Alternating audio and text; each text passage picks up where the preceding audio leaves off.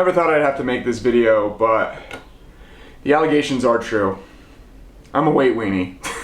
What's going on, you guys? Welcome to the channel. If you're new here, subscribe, check out some of the other videos. We post BMX content at least once a week, shorts, long form videos, all sorts of stuff, so be sure to check it out. We just have a good time on this channel. But today I'm going to be talking about what a weight weenie is and how to become a proper weight weenie. So first off, what is a weight weenie? A weight weenie is a person who cares about how heavy their bike is and will go to some extensive measures to make sure they can shave as much weight off their bike. So as you can see here, we have my current setup. She is currently at 20 pounds. 20 pounds flat. This is the lightest my bike has ever been before. And it kind of happened on accident. Like, I wasn't actively trying to go for the lightest bike I've ever had, but I definitely was cognizant on what parts I was putting on to make sure I was shaving a few ounces here or there to make it as light as possible. But I also want to say, on the other note, when I do look at parts, like when I'm getting new forks, new bars, or like a chain specifically, I'd rather have it be a more reliable part than it shave a few ounces. So for example, my chain. I always have and always will run the Shadow Conspiracy half-length chain. This current chain that I'm running is about 2 years old. Never had an issue with it, knock on wood.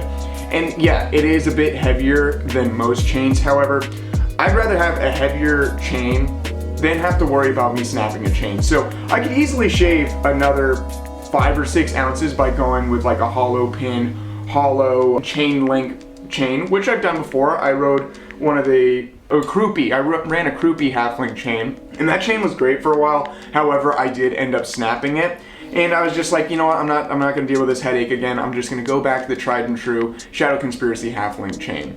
The other thing is too, I could shave a ton more weight off my bike, probably another pound maybe if I took my brakes off. However, I love doing tricks with my brakes. So for instance, foo-fanoos are really fun, tail whips are a whole lot easier with brakes, as well as like inside foot jams and some of the tech stuff I do. So that's something that I'm just gonna always have on my bike until I get my street bike, which will be fully brakeless, but that's kind of a different story. So I am pretty aware of what I'm putting on as far as brakes go, like the brake cables kind of make them a little bit lighter and stuff like that. But again, I'd rather have my brakes work really well. So instead of getting like Odyssey Ghost pads, which are super small, I'll go with the bigger and thicker claw brake pads because I know they have a stronger bike and are better performance.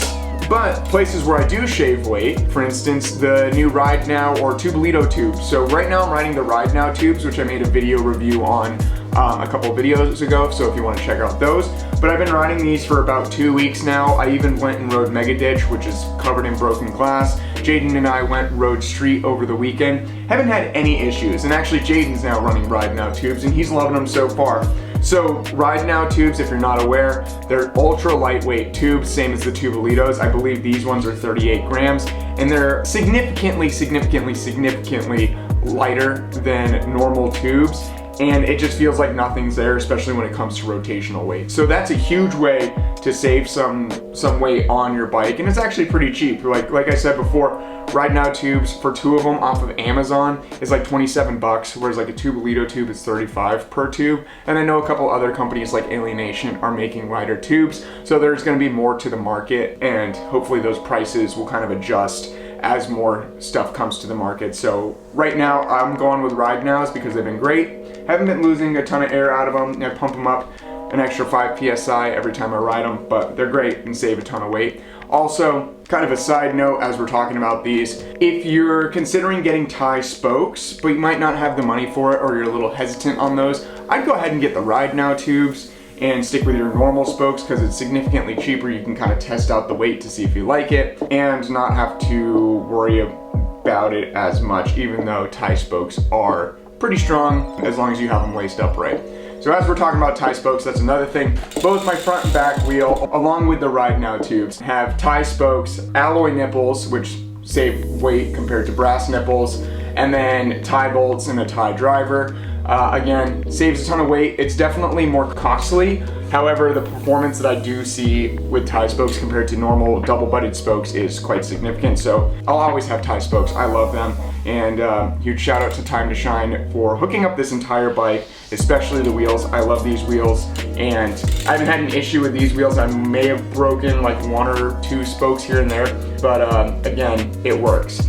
And now, as we're talking about the wheel, especially the back wheel, here's a space where I do not compromise. I'm currently running the Odyssey 7KA rim. This is a somewhat lightweight rim, however, it is super strong and durable. I could easily swap for like an Alienation rim, which are gonna be significantly lighter than the 7KA rim. However, when I have tried Alienation rims, doing small flares and stuff like that, I'm constantly truing them, fixing spokes, and worrying about maintenance. However, with these 7KA rims, I swear I can knock out 3 spokes at a time, and it'll only get like a slight wobble. And then later that night after the session, I can go home, pop some new spokes in there, and it'll straighten right back out.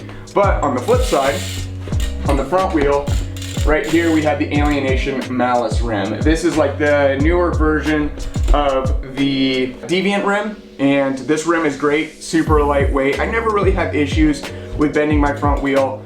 I typically just true the spokes every now and then and straighten it out, and it feels good. And then same as the back wheel, I do have the tie bolts. Speaking of tie bolts, another way to shave weight is going to the tie bolts in the stem. On the top of the stem and on the back of the stem, I'm running like Armor Bikes titanium bolts in kind of like a jet fuel color. I think I got these for like 50 bucks, and you can basically just Google like tie bolts for a profile stem and you'll be able to find them. That's a great way to shave weight. I haven't had issues with tie bolts in the stem yet. I've had a couple friends who've snapped them, but usually when I ask them like, hey, what did you really do?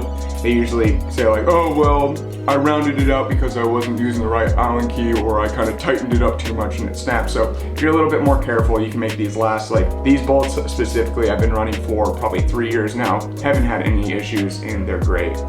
And another way, obviously, to shave weight, which not a lot of people think about, is your pedals, the things you put your feet on. Right now, I'm running the Alienation foothold pedals, and I've tried out a bunch of different pedals. For these ones, I was on the DK magnesium pedals. Those were great, but ended up snapping them, and then went back to the Alienation footholds. And what these feature is a regular aluminum spindle with sealed bearings, a plastic body with metal pins. That's like my ideal pedal setup, because you can shave a lot of weight. They're relatively cheap. They're not super expensive. Like for example, like if you have a premium slim pedals, I'm pretty sure those go for like 89 bucks for a set. Granted, they will last you a long time. However, these Alienation foothold pedals, I believe, are around the $50 mark, depending on where you get them from. And they work great. The pins are super long, really grip to your feet, and they're super lightweight.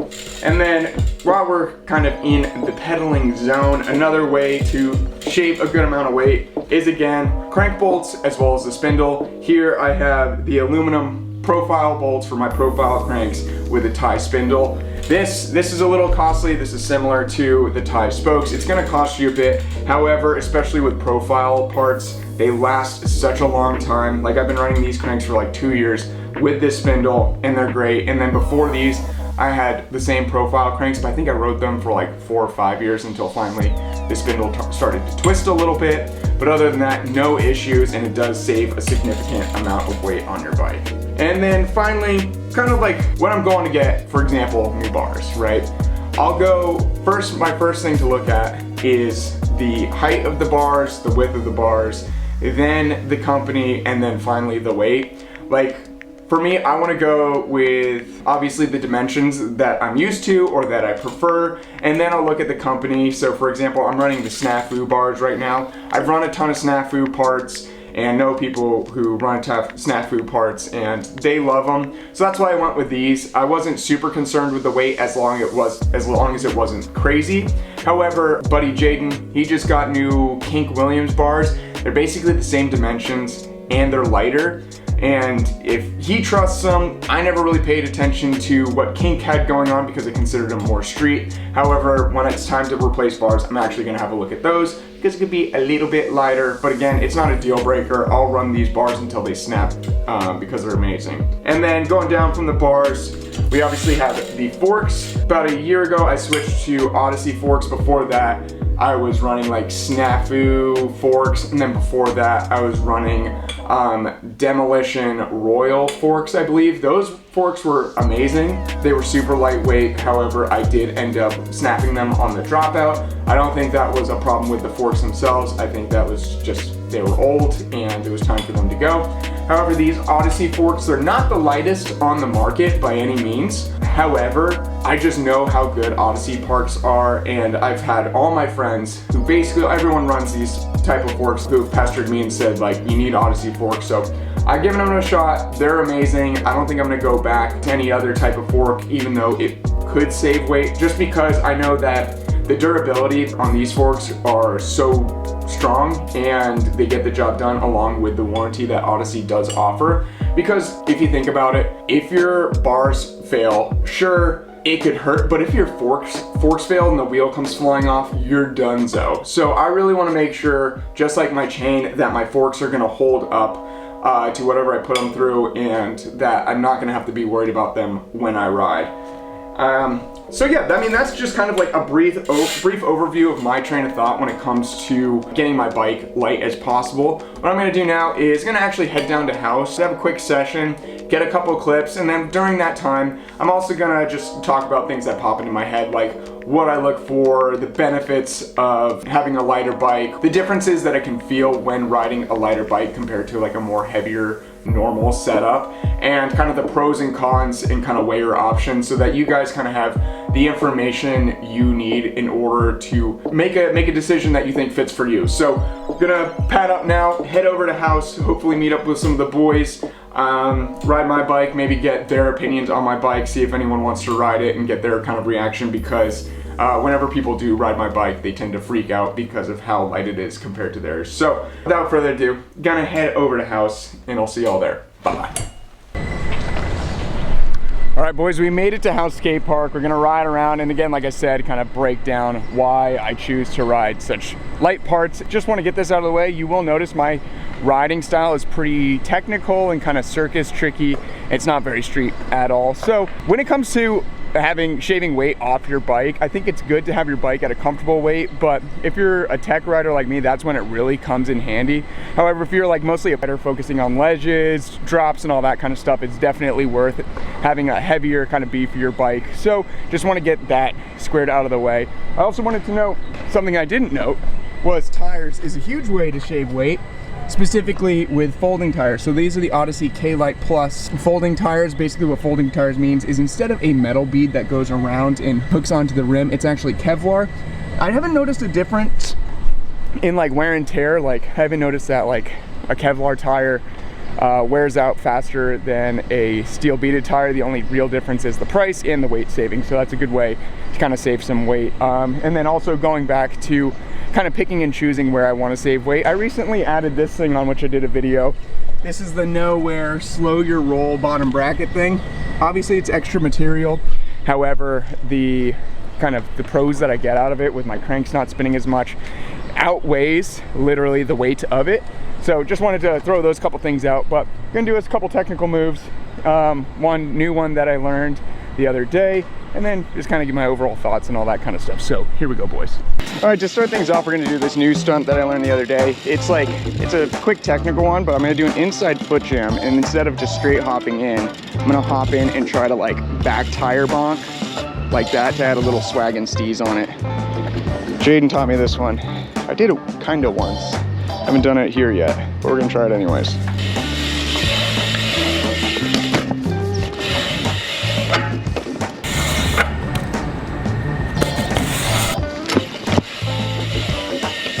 Yay, that's fun. That's a fun one.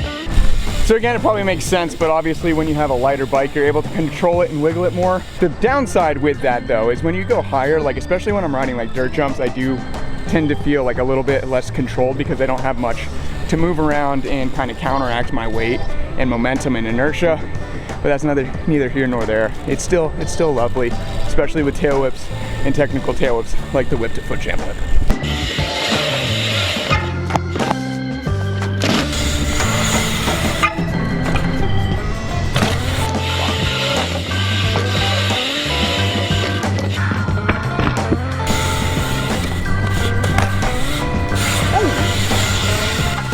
So here's the thing, when it comes to tail whips and having like a light back wheel, some people love it, like myself, some people hate it. The reason that it makes such a difference, again, is because of that rotational weights. When you have like normal tires, normal tubes, heavy hub, and double butted spokes, like that rotational weight is gonna be significantly more than when you have a full weight weenie wheel like mine. So there are times where I'll throw on my Z coaster setup, which is significantly heavier. And when I go for like whips and stuff, it does take some getting used to because it is that drastic of a difference. Again, this isn't something that you're gonna need the lightest wheel possible to land your first tail whip. I'm not saying that at all. It's gonna help, but it's not a must. It's honestly just more of a quality of life type thing. For me, it just feels quicker, it feels a little bit more responsive and a little bit more active. But some people out there don't like it. Like when we were at Mega Ditch a few weeks ago, Brett and Matt tried to hop whip my bike and it was going way too fast and they hated it. So, to each their own, but again, for me, it does help a lot. And now we're gonna do maybe just a flare. I'd like to flare one of these quarters. One of these big ones. I haven't done it in a long time because they're quite scary and big, but I'm brave and big. And my bike's light, so it shouldn't be a problem at all. Here it is.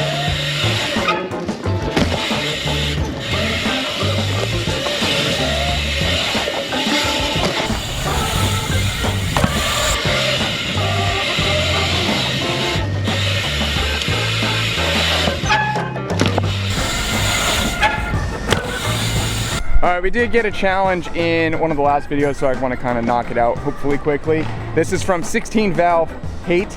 He said to do a double-footed foot gym whip, so I'm going to try that. So we're going to give that a rip and see if it works. So here we go, boys.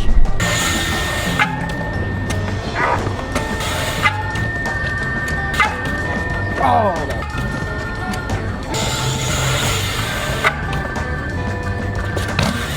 There we go, buddy. All right, 16 Valve Hate. I hope you enjoyed that. Glad, honestly, if you guys if I have any ideas for tricks and stuff that are reasonable, I don't need no cash roll fly out to manual type shit, drop a comment down below, and then in the next video, if I'm at a proper spot, I'll try to give them a rip. So thank you for the call out, my dude. Let's get on with some more clips. So along with tail whips, another thing that a lighter bike, especially when you lighten up your wheels, it's gonna be a whole lot easier and feel a little bit better spin. So we're just gonna do a little 540 and then kind of demonstrate it. I don't really know how. What we're just gonna do a 540. It's hot out here, I'm losing my mind.